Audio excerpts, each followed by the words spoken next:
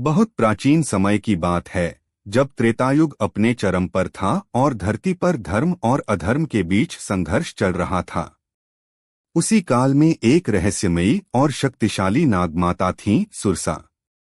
उनका नाम सुनते ही देवता, दानव और सभी जीव उनका सम्मान करते थे, क्योंकि वे केवल एक साधारण प्राणी नहीं थीं, बल्कि भगवान की लीला का एक महत्वपूर्ण हिस्सा थीं। सुरसा का जन्म नागों की महान जाति में हुआ था।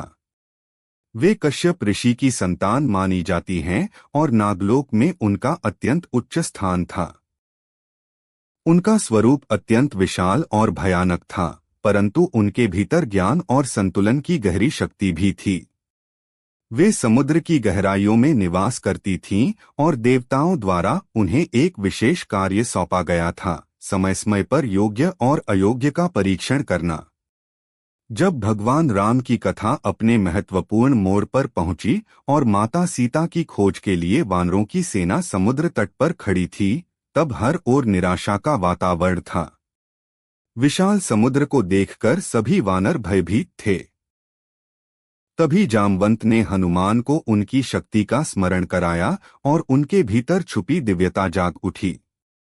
हनुमान ने संकल्प लिया कि वे समुद्र पार करके माता सीता का पता लगाएंगे। जैसे ही उन्होंने पर्वत के शिखर से छलांग लगाई, उनका शरीर आकाश में उड़ते हुए एक दिव्य दृश्य प्रस्तुत करने लगा।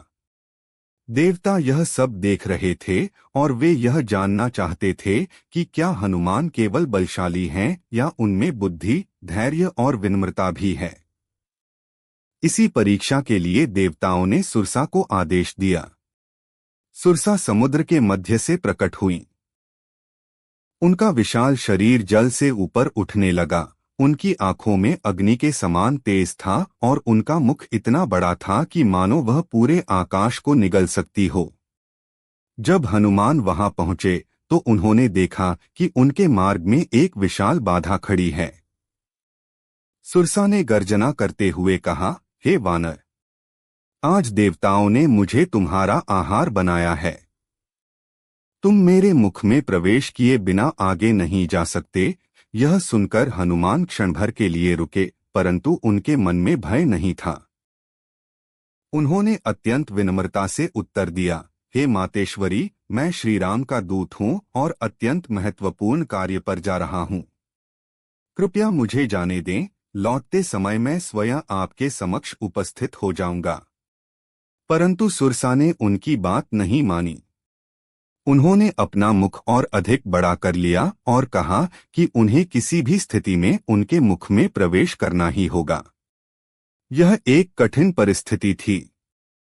यदि हनुमान बल प्रयोग करते तो वे सुरसा को पराजित कर सकते थे, परंतु वे जानते थे कि हर समस्या का समाधान केवल शक्ति से नहीं होता।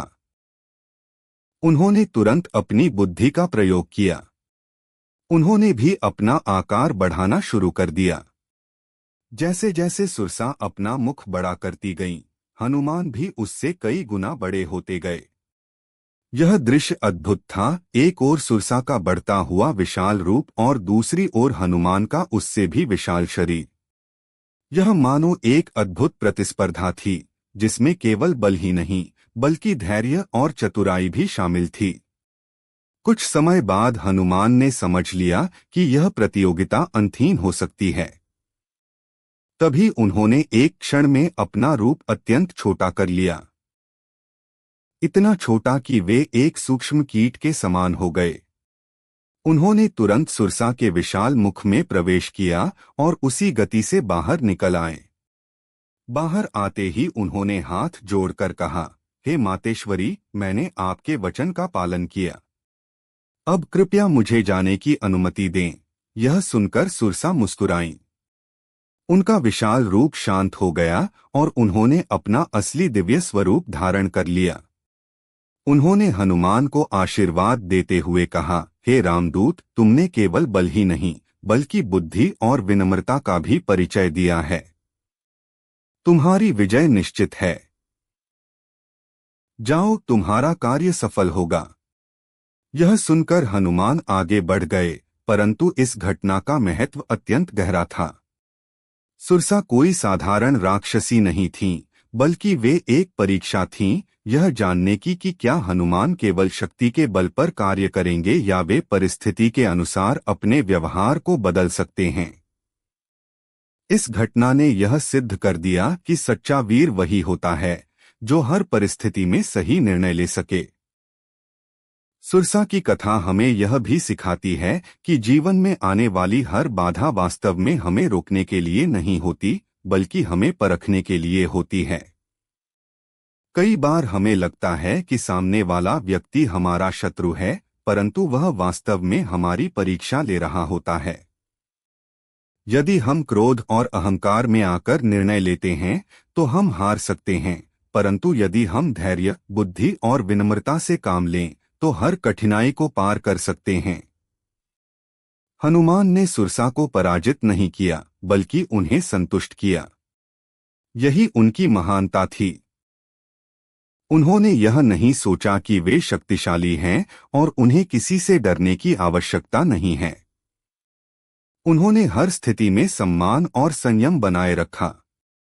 यही कारण है कि वे केवल एक योद्धा नहीं, बल्कि एक आदर्श भक्त और सच्चे ज्ञानी भी कहलाते हैं।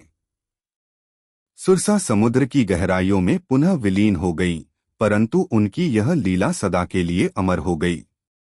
जब भी कोई व्यक्ति अपने जीवन में किसी बड़ी चुनौती का सामना करता है, तो यह कथा उसे याद दिलाती है कि हर समस्या का समाधान केवल ताकत से नहीं, बल्कि समझदारी और धैर्य से भी किया जा सकता है।